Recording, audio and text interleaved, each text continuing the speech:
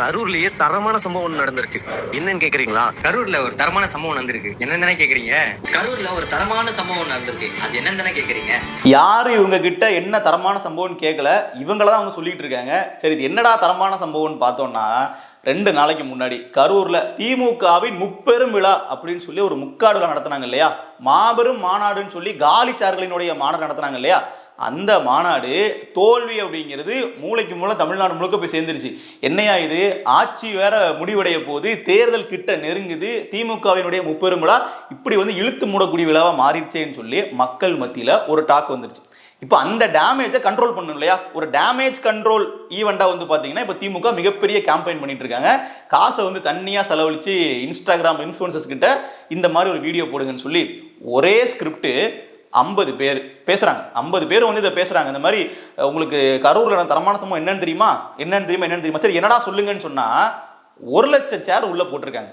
அதுவும் ஃபில் ஆகி 1.5 லட்சம் பேர், எவ்வளோ 1.5 லட்சம் பேர் வெளியே நின்றுருக்காங்க அப்படின்னு பேசுறாங்க. சொல்லி வச்சவங்க எல்லாரும் ஒரே விஷயத்த பேசுறாங்க பாருங்க. 1 லட்சம் சேர் போட்டு கிரவுண்டுக்கு வெளியே 1.5 லட்சம் பேர், 1 லட்சம் சேர் போட்டு இடம் பார்த்தாங்க. 1.5 லட்சம் பேர் மக்கள் 1 லட்சம் சேர் போட்டோம், 1.5 லட்சத்துக்கு மேற்பட்டவங்க 1 லட்சம் சேர் போட்டு இடம் இல்லாம கிரவுண்டுக்கு வெளியே 1.5 லட்சம் பேரு. கேட்டீங்களா எப்படி மக்களுக்கு விபூதி அடிக்கிறாங்கன்னு பாருங்க. இது மக்களுக்கு மட்டும் அடிச்சா கூட பரவாயில்ல, நம்ம கழக தலைவர் டாடி ஸ்டாலினுக்கே விபூதி அடிச்சிருக்காங்க.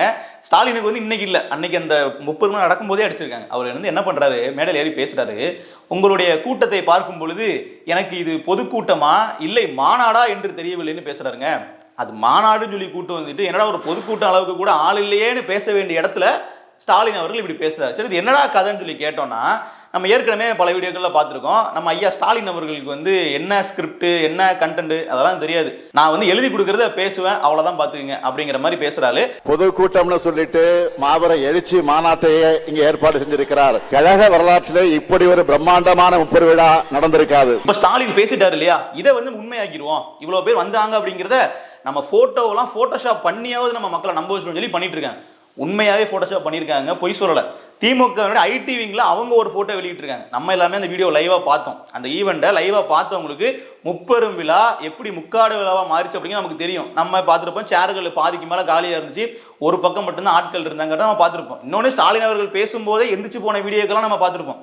ஆனால் திமுக ஐடி விங் வெளியிட்ட போட்டோக்கள் பார்த்தீங்கன்னா அப்படியே அந்த மைதானமே நிறைஞ்சிருக்கு, லட்சக்கணக்கான மக்கள் இருக்கிற மாதிரி இருக்கு. அது என்ன அர்த்தம்னா, இவங்க போட்டோஷாப் பண்ணியிருக்காங்க. அதுவும் ஒழுங்கா போட்டோஷாப் பண்ணாம ரொம்ப ஈஸியாக கண்டுபிடிக்கிற மாதிரி சிம்பிளா காப்பி பேஸ்ட் டெக்னிக்கை பண்ணி இந்த பக்கம் இருக்கிற மக்களை அப்படியே காப்பி பண்ணி அவங்களே அந்த பக்கம் தூக்கி வச்சிருக்காங்க. நம்ம இணையதள வாசிகள் ஜூம் பண்ணிட்டு என்னடா அது பச்சையை மாட்டிக்கிட்டே அப்படிங்கிற மாதிரி திமுக காரங்களை பற்றி இப்போ கேள்வி கேட்டுட்டு இருக்காங்க. இது ஒரு பக்கம் போயிட்டு இருக்கு.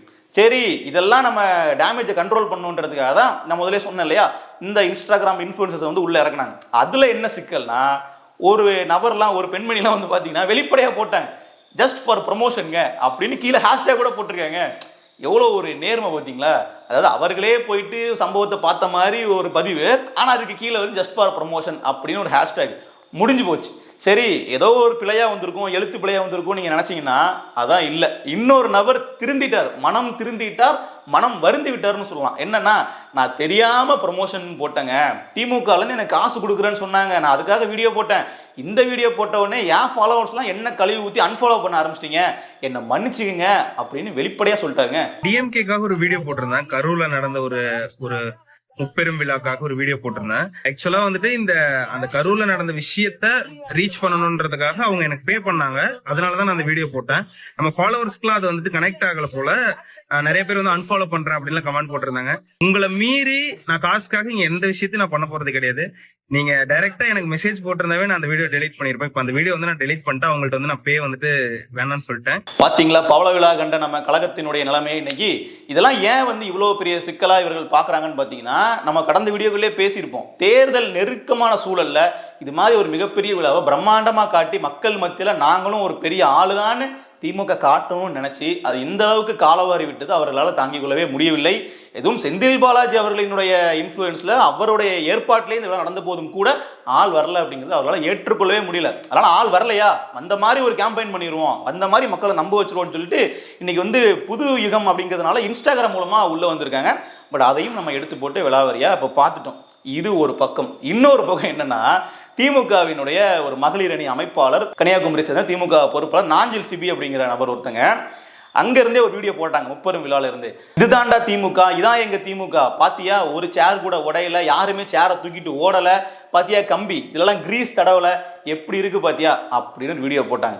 அதுல தப்பான்னு கேட்டீங்கன்னா பெரிய தப்பு. ஏன்னா நீ சும்மா விட்டுருந்தா கூட ஆள் மட்டும்தான் வரலன்னு சொல்லி பார்த்துட்டு விட்டுருப்பாங்க. இப்ப எங்க மாநாட்டை பாத்தியா, எங்க தொண்டர்கள் மாதிரி ஒழுக்கமான தொண்டர்கள் இருக்காங்களா அப்படின்னு கேட்டதுக்கு ஒரு சிறப்பு பரிசா இது வரைக்கும் திமுகவினுடைய வண்டவாளங்களை எல்லாம் தண்டவாளம் ஏற்ற தொடங்கி விட்டனர். பார்த்தீங்கன்னா திமுக காரங்க அந்த கொலையை பிடிச்சி இழுத்துட்டு போறது, அதுக்கப்புறம் புரோட்டாக்கட்டில் சண்டை போடுறதுங்கிறது வரைக்கும் எல்லாத்தையும் எடுத்து போட்டு அடிச்சிட்டு இருக்காங்க.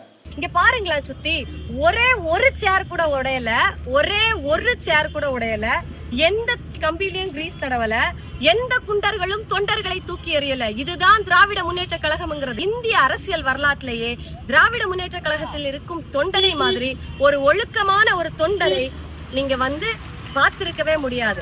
முதல்ல ஒழுக்கம் என்றால் என்ன என்பது, ஒரு விழாவிற்கு எப்படி வரணும், அந்த விழாவில இருந்து போகும்போது அந்த வந்த மாதிரி அந்த விழா மேடையை விட்டு செல்வது எப்படி என்பதை திமுக தொண்டன் படிச்சுட்டு வந்து அரசியலை பண்ணுங்கடா. தலைவனுக்கும் தெரியாது, தற்கூரிகளுக்கும் தெரியாது. இப்படியாக இந்த முப்பெரும் விழா அந்த பல விஷயங்கள் நமக்கு ரொம்ப சுவாரஸ்யமா இருந்துச்சு பாக்குறதுக்கு. இதுல என்னன்னா திமுக தரப்பு எந்த அளவுக்கு மனதளவுல பாதிக்கப்பட்டிருக்காங்க அப்படிங்கிறது நமக்கு புரிய வந்துச்சு. சரி, இன்னொரு கடைசியா இன்னொரு ஸ்பெஷல் ஐட்டம் ஒன்று இருக்கு, அதையும் நம்ம பார்த்துருவோம். இப்படியாக ஓரளவுக்கு காசு செலவு பண்ணி ஒரு 50,000 பேராச்சும் கூட்டினாங்கன்னு சொல்றோம் இல்லையா, அந்த நபர்களும் வந்தவங்க எப்படி வந்திருக்காங்கன்னு பார்த்தீங்கன்னா, ஏங்க நீங்க சொன்ன மாதிரி நாங்கள் கூட்டத்துக்குலாம் வந்துட்டோம், எங்களுக்கு எப்பங்க பேட்டா தருவீங்க அப்படின்னு கேட்டு போறாங்க.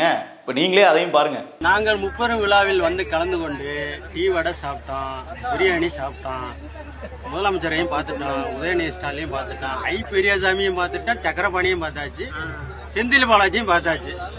ஒரு ஆளுக்கு எவ்வளவு தரலாம் அப்படின்னு டிஸ்கஸ் பண்ணலாம். அதை நாங்க வெளியே சொல்லக்கூடாதுன்னு சொல்லி கண்டிஷன் பண்ணிட்டாங்க. ஐயாக்கு ஒரு நேர்மை பாத்தீங்களா, அதை கூட ரிவீல் பண்ணல. நாங்க எவ்வளவு காசு தர்றாங்க அப்படிங்கிறத சொல்லக்கூடாதுன்னு சொல்லிட்டாங்க, அதனால நாங்க சொல்லல பாத்துக்கங்க அப்படிங்கிற மாதிரி பேசுறாரு. ஸோ இப்படிதான் இந்த முப்பெரும் விழா நடந்திருக்கு. இதுல ஒரு கன்சர்னான விஷயம் என்னன்னா, ஒரு ஃபங்க்ஷனை ஒரு கட்சியினோட ஐடிவிங் ப்ரொமோட் பண்றது தப்பா, காசு கொடுத்து பேச வைக்கிறது தப்பான்னு கேட்டீங்கன்னா தப்பு இல்லை. அது ஒரு விளம்பர யுக்தியாக பயன்படுத்தும் முறை தவறு இல்லை, அதை நம்ம பேசிடணும். ஏன்னா இது நீங்க திரைக்கு அந்த பக்கம் இருந்து இந்த வீடியோ நீங்க பாக்குறீங்க, நான் திரைக்கு இந்த பக்கம் இருந்து பேசுறேன். அப்போ இங்க எப்படி நடக்கும், ஒரு வீடியோ ஒருத்தங்களை பண்ண சொல்றதுக்கு, ஒரு ப்ரொமோஷன் பண்றதுக்கு கிரியேட்டர்ஸ் அப்ரோச் பண்றது சரியானா சரிதான், தப்பு இல்லை. ஆனால் இப்படி ஒரு ஃபங்க்ஷன் நடக்குது, இதற்கு நீங்க பாருங்க அப்படின்னு ஒரு அழைப்பா ஒருத்தங்க கிட்ட சொல்றது தப்பே இல்லை. இப்ப வீடியோ போட்ட எல்லாருமே எங்க கரூர் ஒரு தரமான சம்பவம் நடக்க போகுது, நீங்களும் பாருங்க அப்படின்னு அழைப்பா விடுத்தாங்கன்னா தப்பு இல்லை. ஆனா நடக்காத ஒண்ணு, அந்த ஆள் வரல, வராத ஒரு விஷயத்த, நடக்காத ஒரு விஷயத்த நீங்க மக்களை ஏமாத்துறதுக்கு முயற்சி பண்றீங்க பாத்தீங்களா, அங்கதான் தப்பு. அது ஒரு ப்ரொமோஷன் இல்லை, அது ஸ்கேம். இது மக்கள் நீங்க ஏமாத்துறீங்க. இதுக்கு பின்னாடி மிகப்பெரிய அரசியல் இருக்கு இல்லையா. அப்ப திமுக களத்துல யாரும் ஸ்டாலின் பேசுறதை கேட்க வரல, செந்தில் பாலாஜி பேசுறதை கேட்க வரல, உதயநிதி பேசுற கேட்க வரல அப்படிங்கிற உண்மையை நீங்க மாற்றி அதை நீங்க திருத்தி என்ன பண்றீங்கன்னா, ஒரு மிகப்பெரிய 1.5 லட்சம் தொண்டர்கள் சேர் இல்லாம வெளியே நின்னாங்க. அதுவே முதல்ல ஒரு அவமானம். 1.5 லட்சம் பேர் வெளியே நிக்கிறாங்க, காத்து கிடக்குறாங்க, அது கூட நீங்க ப்ராப்பரா ஆர்கனைஸ் பண்ணலங்கிற குற்றச்சாட்டு தான் வரும். அதுவும் இல்லாம ஒரு பொய்யா வேற 1.5 லட்சம் பேர் நிக்கிறாங்கன்னு பெருமையா வேற நீங்க சொல்றீங்க.